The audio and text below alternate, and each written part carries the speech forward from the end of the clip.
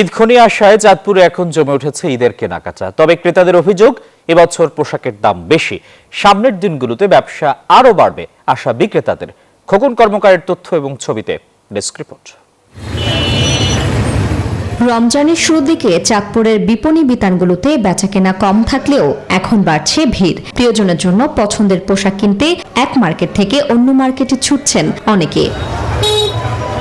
ক্রেতাদের অভিযোগ, গেল বছরের চেয়ে এবছর পোশাকের দাম বেশি। কিছুদিন পরে ভিড় শুরু হয়ে যাবে, তখন আর আসা যাবে না, আসলে কষ্ট হবে আমাদের, তাই একটু আগে ভাগে নিয়ে গেলাম কিনে। দাম একটু বাড়ছে, গেঞ্জির দামগুলো আগে যেগুলো 850 ছিল সেগুলো এখন 1150 হয়ে গেছে। যদিও বিক্রেতাদের দাবি কম দামেই বিক্রি করছেন তারা। ঈদের কালেকশন চলতেছে পার্সি, নায়রা, তারপর পাকিস্তানি, সারারা, গারারা, তারপরে করাচি। মোটামুটি ভালো, দামও সীমিত ভিতরে রাখি আমরা, কাস্টমারের চাহিদা মতো নিতে পারে।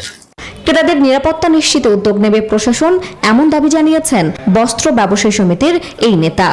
প্রত্যেকটা ব্যবসায়ী নির্বিঘ্নে ব্যবসা করতে পারে, সেই ব্যাপারেই আইন শৃঙ্খলা বাহিনীর যারা আছেন সবার সহযোগিতা আমরা কামনা করছি। রোজার শেষের দিকে বিপণী বিতানগুলোতে বেচাকেনা আরো বাড়বে এমন প্রত্যাশা ব্যবসায়ীদের। Desk report, news 24।